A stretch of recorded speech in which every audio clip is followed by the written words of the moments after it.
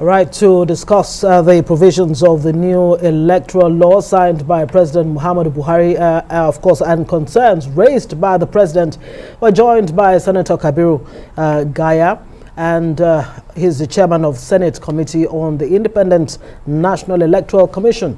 And from our overflow studio, Cynthia Mbamalu, the director of programs YIAGA Africa. Thank you both for joining us. Let's begin with you, distinguished Senator.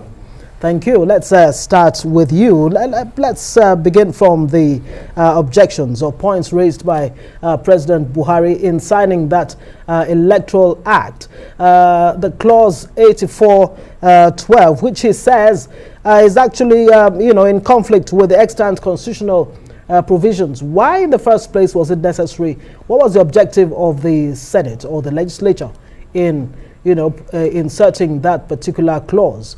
And now that the president says it has to be, expunged, how is the Senate going to react to it or respond? Well, first of all, I would like to thank Nigerians for supporting us in this bill, which lasted for 2 years within our committee, and we had the support of virtually every Nigerian in this aspect. When we even had the public hearings, people came around and gave us their opinions, which we carried those opinions into the making of the bill. But for this particular issue, the issue of political appointees, whether could be delegates at an election, we had an experience. We have been in politics, I believe, for many years, and we had experience where when political appointees are being asked to be delegates or are nominated as delegates to go and vote for a candidate of a party, you find that in some places where real delegates are not more than 1,500, you find that in some places governors appoint 1,500 or more political appointees, on which that will go into turn the general elections, and that people who are supposed to win the election as a candidates are not having the chance to do so because new delegates are imposed into that, and that's not democracy. So this is one of a few reasons we say, well, let all these political appointees not be as delegates to the primaries, and that I'm sure is going to sanitize the system, is going to make it more democratic and then more transparent. So when you have people who are really delegates from the grassroots, President Buhari has been saying, let's take the election to the grassroots, and that's what we're saying. Let people come along and be delegates or come on board. Even when we had the idea of this direct primary, that was one of our reasons, that every candidate or every aspirant wishing to run for election should make himself familiar to the grassroots, the people at the grassroots. What means go around, meet them, let them also know you. And then when they vote for into office, you will now remember that, yes, there are same people that voted you, even without giving them money.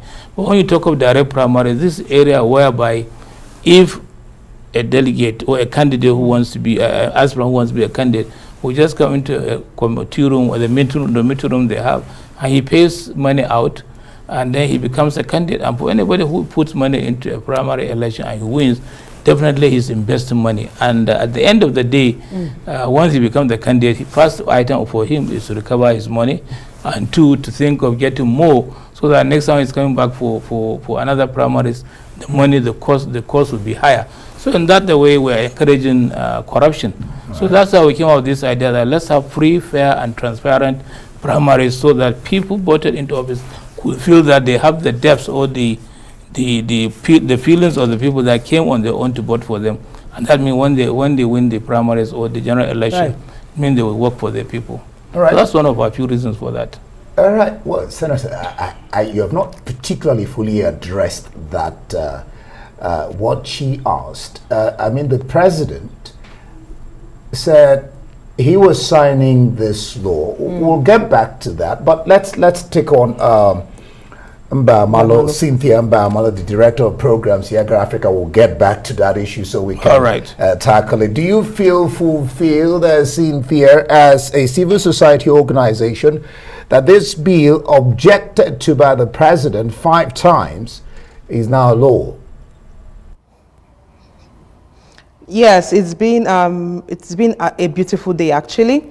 And it's quite fulfilling, not just for civil society organizations, but even for the media, for Nigerians who engage this process consistently, they made demands consistently, and they kept the issue in the front burner. And I think this is a win for Nigeria's democracy, because we can see that when we work together as a people, when we collaborate and partner to make demands on the system, to push for reforms, that we can actually achieve results. So I think it's a fulfilling experience to see the product of hard work from collaborative action and efforts. And I must commend the media, because on this electoral reform issue, this has remained in the front burner since 2019, when the first bill was introduced in the Senate, and then subsequently the public hearing in 2020. It has remained consistently an issue in the media, and Nigerians kept making demands.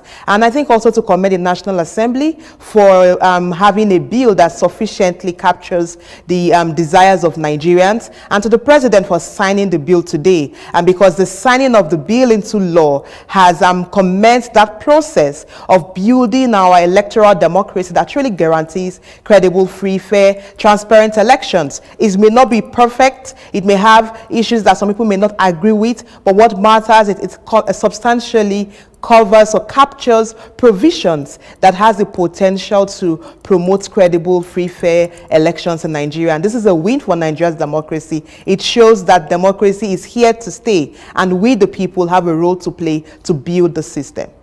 Very well said. Let's bring it back to the distinguished Senator Kabiru Gaya with us here in the studio. Very quickly, help us or tell us exactly how soon the lawmakers will respond to expunging that, or amending or deleting that particular clause 8412. Then again, I'd like you to clarify for us, there was the direct primaries, the indirect, and then consensus. Is consensus still part of this new law that's been assented to by the President? Help us understand where the issue of consensus lies right now. Well, first of all, as you said earlier, we're looking at as soon as the bill comes for the floor on Tuesday, I think it will be referred to the committee, and immediately the committee will start action on the areas of observation raised by Mr. President. And then after that, we come back to the floor and then deliberate. Both the two houses, the Senate and the House of Representatives, will work on this bill simultaneously, and then at the end of the day we'll have a committee that will harmonize, even though there's a little difference. But definitely we were looking at the areas raised by Mr. President, and based on that we are going to work hard and make sure it's been amended as soon as possible. And secondly, the issue of direct or indirect or consensus. Especially consensus is still part of the bill. The only thing we add was a guideline that the aspirants who are also contesting, doing consensus, they must all agree. And when they agree, they should put it in writing, because we don't want anybody or any leaders or some leaders to sit down in one room and say they have done consensus, and then tomorrow morning another aspirant says, no, he has not been involved or has not been contacted for this consensus arrangement. So therefore we said every aspirant must sign accepting that he has agreed to step down for that candidate. Because even if they say the consensus was done between the two persons, maybe the next person in line may even contest to the case to court, and he will win because he has not been involved into the arrangement for the consensus. So the consensus is still there, but all we are trying to do is find ways in such a way that Nigerians can agree with the electoral process, and they should have confidence in it, and whatever comes out of it should be free, fair, and credible system for the election. All right, Cynthia, to you now. Well, INEC says it has rescheduled its extraordinary meeting for Saturday, the 26th. That will be tomorrow, to study it for implementation. Do you think there are still bottlenecks that either INEC or the electorate or the whole Nigerians have to deal with, or has this law captured basically everything? And we said that we have arrived at our El Dorado when it comes to elections in Nigeria. Well, El Dorado, we may not be today because the process is in progress, right? We keep working and building the system to get it to a state that truly meets the desires of the people. But what is important is that INEC has immediately swung to action, and they'll be meeting tomorrow, because with the new law, the provision is that INEC is required to issue a notice of elections at least 360 days to the elections. And we know that earlier INEC had released that the election would hold on the 18th of February, 2023. Well, with the law the bill signed into law today, the projection most likely is, if you count 360 days, if INEC issues a notice of election early next year, we should be expecting elections to be around the 25th or so of February. But INEC needs to first issue that notice of elections that then brings out the timetable for the general elections. On issue around bottlenecks, at the moment, there's really nothing in particular, because even the proposal by the president does not stop the enforcement of this law. The proposal is to come by way of an amendment to a section of the law, and so the enforcement of the law can continue. The call now is on the National Assembly to ensure that the law is gazetted, so that it is made public for stakeholders and the citizens, because a lot of people would need to familiarize with the law to get ready for the next elections. But what is important is that INEC actually, from the meeting tomorrow, hopefully would issue their notice of elections, because the law provides certain timelines. So things like conduct of party primaries will be done early. With the current law, what we have now is parties are to submit candidates lists to INEC at least 180 days to the elections, meaning that primaries will be conducted before then. So it means a lot of things will be happening earlier than initially envisaged. So there is really no time to wait, and the Electoral Commission would need to get straight to work to get this law enforced. Thankfully, we have Ekiti and Osun to test the law, and so we would also be learning from these two elections with the enforcement of these laws, in case there are opportunities for any further review. But at the moment, as it is, I do not see any particular bottleneck. I'm just a bit hopeful that we have provisions that do guarantee credibility in the process. Beyond reviews of timelines and early commencement of primaries, we would also have early commencement of campaigns. And that for me is important, because we would have citizens engage candidates and parties earlier than before. And then the provisions around technology and what have you, because in this current law, INEC now has the power to deploy technology for voter accreditation, for electronic transmission of results. So this also is very important, because a lot of citizens have seen how the result portal is effective in previous elections. So now we have a law backing that, and individuals can rely on the data on the INEC result portal transmitted on elections day. Beyond that is the conversations around what determines overvoting. Now, a lot of these things are issues that INEC would also need to go back, review its guideline, and ensure that towards the next elections, the guidelines are updated to tally with the provisions of the law. Because that is the next phase. The next phase is enforcement. And honestly, there's a lot of work for everyone, but we need to start reading and understanding these laws and what the implications are on the electoral process. Absolutely. Let me come back to Senator Kabiru Gaya. I mean, you are the Senate chairman on INEC. With this clause 29(1), where candidates list, for primaries must be submitted at least 180 days before general elections, does INEC really need 6 months? And which other aspects of, this 10 key provisions would you like to emphasize on? But I'd like you to address, this particular clause 29(1). One of the major reasons we mentioned that it should be at least 180 days to general election. We have seen it in the problems we face. Take example of Imo State. We had 2 candidates of governorship of senatorial election who ran up to the candidates. The 2 of them were campaigning up to the last day of the voting. And therefore, 2 of the candidates, each one was thinking that he's the one to be voted into office. And actually, the party can only produce 1 candidate. And this leads to them to go into another litigation. After winning the election, they now decide who the candidate would be. But if you have a candidate of the party 6 months before election, I believe all these elections, all these litigations on the election that election will certainly be resolved within 6 months. And that's one of the few reasons we say, okay, 6 months election, let's have a candidate so that the voters will now know this is the candidate they are voting, not where you have two candidates and the voters will be confused, who are they voting for? At the end of the day, all the two candidates are campaigning, which is again the interest of the other party. And so therefore, this is one of the other reasons we said this. And the second reason is the issue of litigation should be resolved within that 6 months period. And thirdly, that the candidate himself can now campaign properly through his constituency. For example, like in Kano, you have 44 local governments. Yeah. It's not easy within 1 month's election you can go around the 44 local governments. But when you have the 6 months, you are free, you can go to all other local governments and campaign and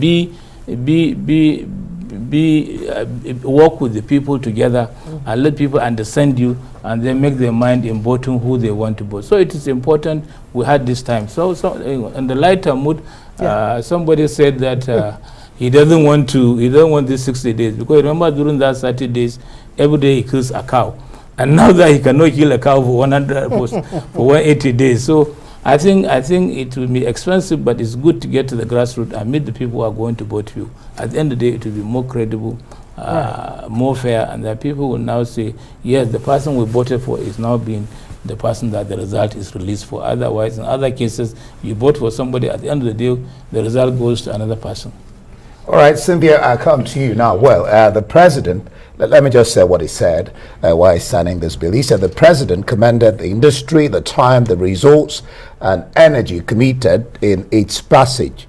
All the people like IPAC and some, many Nigerians, very important Nigerians across the entire length and breadth have commended this particular, what they call a legacy by the president. So what's your response to these commendation by the president? How do you and your colleagues, the CSOs, see that commendation of what both the executive and the National Assembly have put together?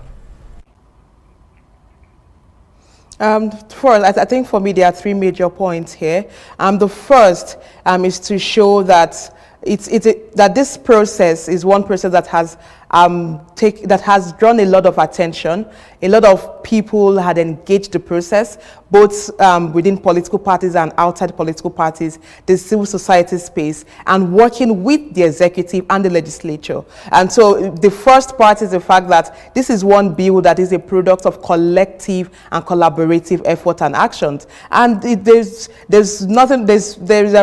value in commending every section or sector that worked on this bill. The second point is, I would always say, to emphasize the importance of the people united on an issue. If we remember a lot of conversations that happened in 2021 with respect to this bill, for the first time we saw a National Assembly that was listening to the people, and when there were issues with respect to either the provisions on electronic transmission of results or even the provisions around conduct of primaries and so many other provisions, we saw the Senate recommit specific sections to review that. So it's also a learning that we are developing, in a sense that we're having a legislative arm of government that is willing to engage the people and listen to the demand of the people. We also saw the importance of and partnership within the executive and the national legislative arm of government. And when the president raised the issue on direct or indirect primaries and consensus, it was important that this year the National Assembly, as they resumed, and in addition to the call from CSOs and citizens, they immediately made the reform process a priority issue and went back to review those sections and introduce safeguards with respect to conduct of primaries by via consensus. So we also saw that level of harmonious work between the National Assembly and the executive, and it just shows that there's a commitment at this level to give Nigerians a law that truly guarantees credibility in the process. And yes, we can say this is a legacy by the president. It's also a legacy of the 9th Assembly under the leadership of both the Senate President and the Speaker, but also to appreciate the work of the committee, the Senate Committee on INEC and the House of Reps Committee, because I know that they had several meetings on this bill. So for me, that is progress, and that is important to note. We hope that we see this level of collaboration as we proceed with respect to other legislation, especially the constitution review process, which is the next level of engagement for reforms for democratic consolidation in Nigeria. Absolutely, very well put. But it's one thing to come up with, you know, I mean, amazing laws. People would say Nigeria is not devoid of great, excellent laws, but where the challenge is the implementation. Senator Kabiru Gaya, as a member of the Senate and, of course, you know, committee chairman of the INEC, how would you go beyond, you know, passage of this law to actually ensuring that the spirit and the letter of the law is actually applied to, especially as we move towards 2023? And also, in addition to that, the issue of funding must be released at least 1 year, you know, before the election. And that clause 34 that was tested in the case of Kogi, where a candidate died in the course of the election. Great one there. How would you ensure? Well, first of all, it is the duty of the committee to oversight the activities of the Independent National Electoral Commission. And based on the act also we have, or the law we have now, it means the INEC must go by the guidelines of those provisions in the law.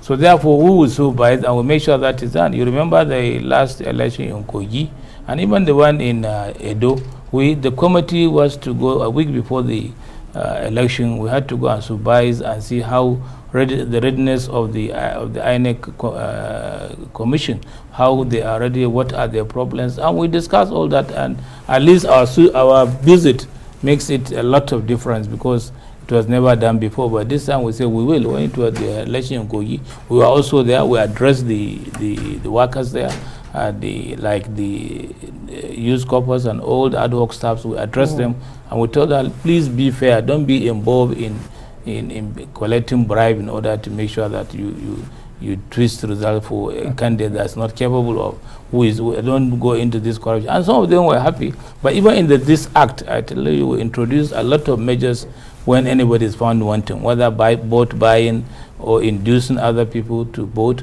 There is punishment for all those acts in this provision. Yeah. So therefore, these provisions put there will definitely help in trying to curtail offenders of the election, so that election could be free, fair, and credible.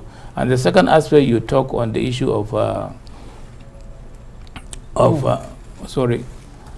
Okay, well, I talked about the clause 34, replacement of a candidate during election in the event of death. Yeah, just like we did that. And the issue of funding, and then maybe independence of INEC. How to ensure that INEC is truly independent. The issue of a candidate, before I talk about the funding. Yeah.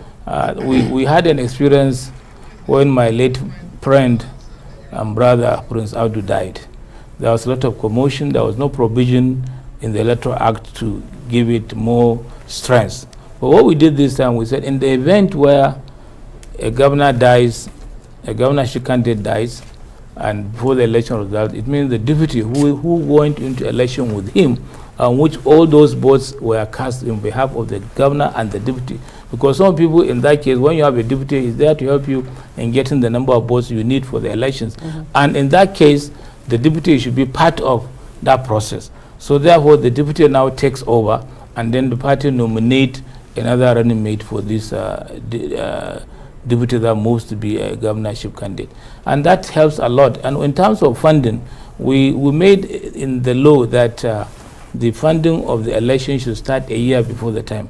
And I'm very happy President Buhari agreed with us.